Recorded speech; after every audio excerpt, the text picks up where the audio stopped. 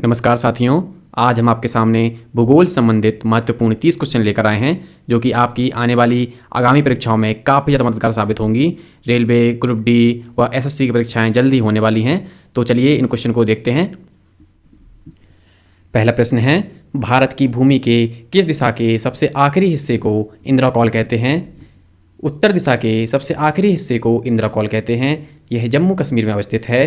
चलिए हम यह भी जान लेते हैं कि भारत की अन्य 3 दिशाओं के अंतिम बिंदु कौन कौन से हैं। तो पूर्व में अंतिम बिंदु किबिथू है जो कि अरुणाचल प्रदेश में पड़ता है। पश्चिम में हमें गौर माता मिलता है जो कि गुजरात में है। और दक्षिण में हमारा इंदिरा पॉइंट है जो कि ग्रेट निकोबार में अवस्थित है। दूसरा प्रश्न है, पूरे भारत में कितने प्रतिशत क्षेत्रफल पर मैदानी विस्तार पाया जाता है? भारत के 43% क्षेत्रफल पर मैदानी विस्तार पाया जाता है। 28% पर पठार पाए जाते हैं, 18% पर पहाड़ियाँ पाई जाती हैं व 11% पर पर्वत पाए जाते हैं। अगला प्रश्न है, निम्नलिखित में से रबी की फसल कौन सी है? पहले हम ये जान लेते हैं कि रबी की फसलें कौन सी फसलें होती हैं। रबी की फसलें वे फसलें होती हैं जिनकी बुवाई अक्टूबर नवंबर में तथा कटाई जनवरी से फरवरी में की जाती है। यहाँ पे गेहूँ, मटर और राई तीनों की बुवाई व कटाई अक्टूबर नवंबर से शुरू होती है तथा जनवरी फरवरी में इनकी कटाई हो जाती है। तो यहाँ पर ये तीनों की तीनों रबी की फसलें होती हैं। खरीफ की फसलों की बुवाई जुलाई अगस्त जब वर्षा ऋतु का आगमन होता है तब की जाती है व कटाई अक्टूबर नवंबर में की जाती है। अगला प्रश्न है, रोजगार की दृष्टि से भारत में सबसे बड़ा उद्योग कौन सा है? रोजगार की दृष्टि से भारत में सबसे बड़ा उद्योग सूती वस्त्र है जो कि भारत की सबसे अधिकतम जनसंख्या को रोजगार प्रदान करता है। सूती वस्त्र के अधिकतम उद्योग सूरत में स्थापित किए गए हैं। अगला प्रश्न है, पृथ्वी पर दिन व रात की अवधि कहाँ समान रहती है? पृथ्वी में भूमध्य रेखा पर दिन व रात की अवधि समान रहती है। अगला प्रश्न है, निम्नलिखित जोड़ों पर विचार कीजिए। सहायक नदी, मुख्य नदी। उपरोक्त में से किस जोड़े का सही मेल बैठता है? तो हमें यहाँ पे ये देखना है कि कौन सी नदी किस नदी की सहायक नदी है। तो हमें मालूम है कि जो चंबल है वो यमुना नदी की सहायक नदी है और सोन जो है वो गंगा की सहायक नदी है और मानस ब्रह्मपुत्र की सहायक नदी है। तो यहाँ पे पहला सही रहेगा क्योंकि यहाँ पे तीसरा जोड़ा ही सिर्फ मेल खाता है। अगला प्रश्न है, गांधी सागर, जवाहर सागर तथा राणा प्रताप सागर बांध किस नदी पर निर्मित हैं? ये तीनों बांध चंबल नदी पर अवस्थित है। गांधी सागर मध्य प्रदेश में है और जवाहर सागर, महाराणा प्रताप सागर ये दोनों बांध राजस्थान में पड़ते हैं। अगला प्रश्न है, वह अभयारण्य या उद्यान जिसमें दुर्लभ पक्षियों की संख्या अधिकतम है? तो यहाँ पे मानस राष्ट्रीय उद्यान में दुर्लभ पक्षियों की संख्या अधिकतम है जो कि बारपेटा असम में है। काजीरंगा राष्ट्रीय उद्यान जोरहाट असम में है। दुधवा राष्ट्रीय उद्यान लखीमपुर खीरी उत्तर प्रदेश में अवस्थित है व कार्बेट राष्ट्रीय उद्यान नैनीताल उत्तराखंड में अवस्थित है। अगला प्रश्न है, पश्चिम की ओर बहने वाली नदी हैं। नर्मदा यह पश्चिम की ओर बहती है, ताप्ती भी पश्चिम की ओर बहती है व साबरमती भी पश्चिम की ओर बहती है। तो हम ये कह सकते हैं कि तीनों की तीनों नदियाँ पश्चिम की ओर बहती हैं व अरब सागर में जाकर मिल जाती हैं। अगला प्रश्न है, सुएज नहर जोड़ती है। सुएज नहर लाल सागर व भूमध्य सागर को जोड़ती है। पनामा नहर भी एक काफ़ी महत्वपूर्ण नहर है जो कि अटलांटिक महासागर व प्रशांत महासागर को जोड़ती है। अगला प्रश्न है, भारतीय गैंडे कहाँ पाए जाते हैं? भारतीय गैंडे काजीरंगा अभयारण्य में पाए जाते हैं जो कि जोरहाट असम में अवस्थित है। जिम कॉर्बेट राष्ट्रीय उद्यान नैनीताल उत्तराखंड में अवस्थित है। यह देश का सबसे पुराना राष्ट्रीय उद्यान है जिसकी स्थापना 1936 में हुई थी। इसका पहले नाम हैली नेशनल पार्क था। बांदीपुर राष्ट्रीय उद्यान बांदीपुर कर्नाटक में अवस्थित है। अगला प्रश्न है, पाक खाड़ी अवस्थित है। पाक खाड़ी मन्नार तथा बंगाल की खाड़ी के बीच अवस्थित है। अंडमान तथा निकोबार द्वीप के बीच 10 डिग्री चैनल पाया जाता है जो कि इन दोनों द्वीपों को अलग करता है। अगला प्रश्न है, नल सरोवर पक्षी अभयारण्य किस राज्य में है? नल सरोवर पक्षी अभयारण्य गुजरात में अवस्थित है। हरियाणा गुरुग्राम में सुल्तानपुर पक्षी अभयारण्य अवस्थित है और राजस्थान भरतपुर में केवला देवघाना पक्षी अभयारण्य अवस्थित है। अगला प्रश्न है, भारत के किस राज्य में लिंग अनुपात अनुकूल है? भारत के केरल राज्य में लिंग अनुपात अनुकूल है, जहाँ पर औसतन 1000 पुरुषों पर 1084 महिलाएं हैं। अगला प्रश्न है, निम्न में से कौन सा राष्ट्रीय उद्यान व अभयारण्य राजस्थान में नहीं है? हम जानते हैं सांबर वन जीवन अभयारण्य, रणथंभौर राष्ट्रीय उद्यान, सरिस्का राष्ट्रीय उद्यान, ये तीनों के तीनों उद्यान राजस्थान में हैं और राजाजी राष्ट्रीय उद्यान उत्तराखंड में अवस्थित है।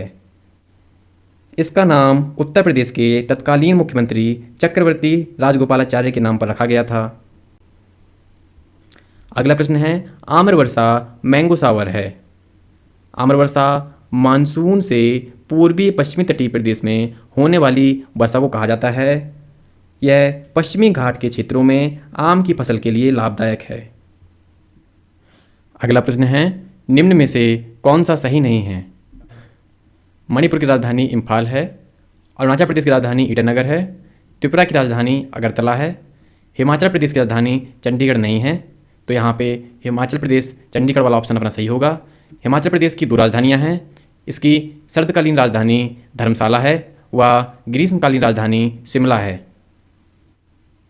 अगला प्रश्न है, किस भारतीय राज्य की सीमा सार्वधिक राज्यों की सीमा को स्पर्श करती है? उत्तर प्रदेश राज्य की सीमा सार्वधिक राज्यों की सीमा को स्पर्श करती है। यह कुल 8 राज्य व 1 केंद्र शासित प्रदेश दिल्ली को टच करती है। मध्य प्रदेश 5 राज्यों की सीमा को स्पर्श करता है। असम 7 राज्यों की सीमा को स्पर्श करता है व आंध्र प्रदेश 5 राज्यों की सीमा को स्पर्श करता है। अगला प्रश्न है, शांत घाटी साइलेंट वैली स्थित है। साइलेंट वैली जिसे शांत घाटी भी कहते हैं, ये केरल राज्य में स्थित है। उत्तराखंड में फूलों की घाटी स्थित है। कर्नाटक में सिलिकॉन वैली स्थित है जो कि बेंगलोर में है। छत्तीसगढ़ में कांगेर घाटी अवस्थित है। अगला प्रश्न है, भारत में लेप्चा जनजाति निवास करती है। लेप्चा जनजाति सिक्किम में निवास करती है। यहाँ पे लिम्बू, भूटिया जैसी अन्य जातियाँ भी निवास करती हैं। असम में बोडो कछारिया जनजाति निवास करती हैं।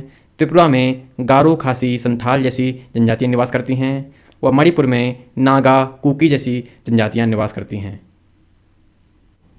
अगला प्रश्न है, तिब्बत में मानसरोवर झील के पास किस नदी का उद्गम स्रोत स्थित है?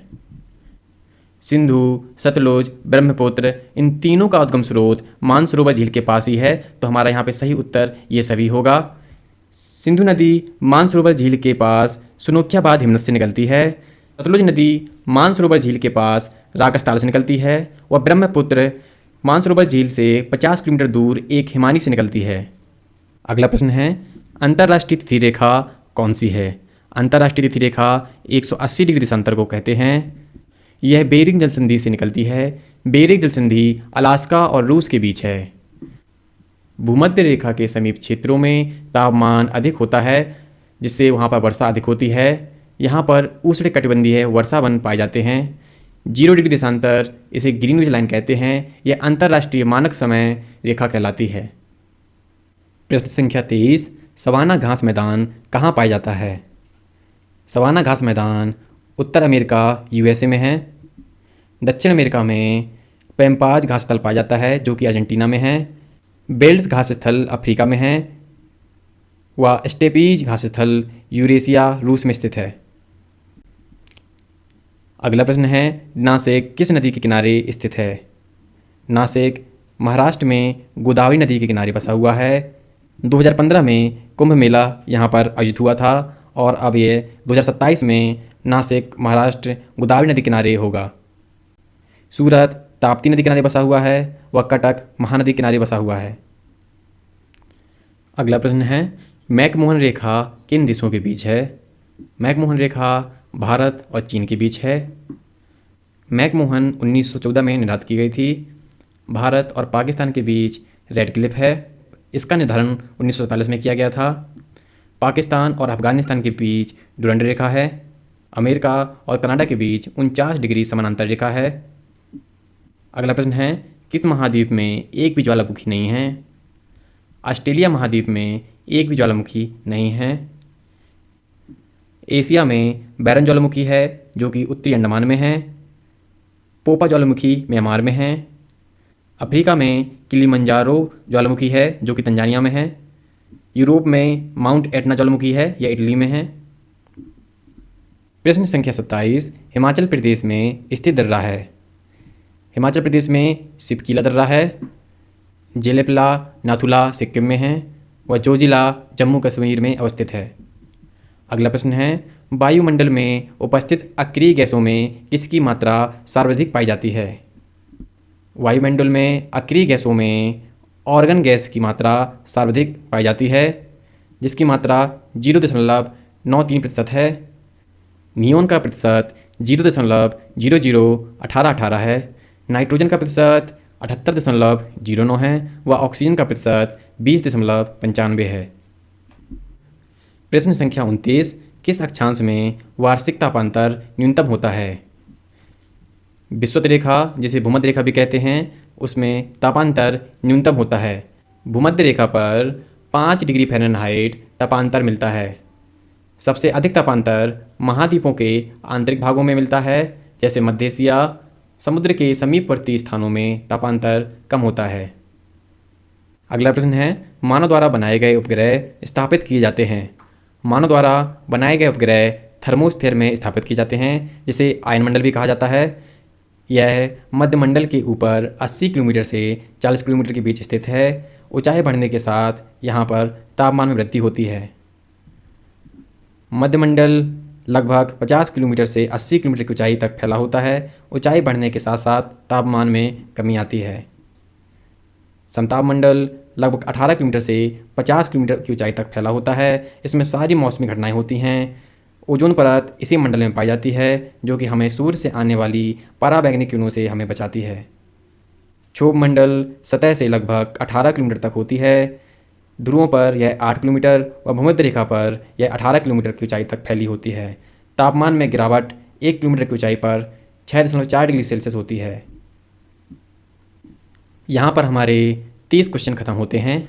2 क्वेश्चन अंत में हमने आपके लिए रखे हैं, जिनको आपको पढ़ना है व इनके जवाब आपको कमेंट बॉक्स में करना है। हम वहाँ पर आपके आंसर जरूर पढ़ेंगे। धन्यवाद।